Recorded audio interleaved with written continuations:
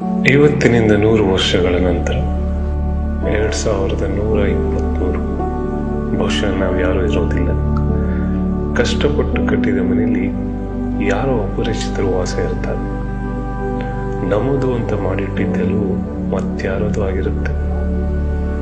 ಲೆಕ್ಕಾಚಾರದ EMI ಕೊಂಡ car ಯಾವುದೋ ಗುಜರಿಗೆ ಸೇರಿ ತುಕ್ಕು ಹಿಡಿದು ಮಣ್ಣಾಗಿರುತ್ತೆ.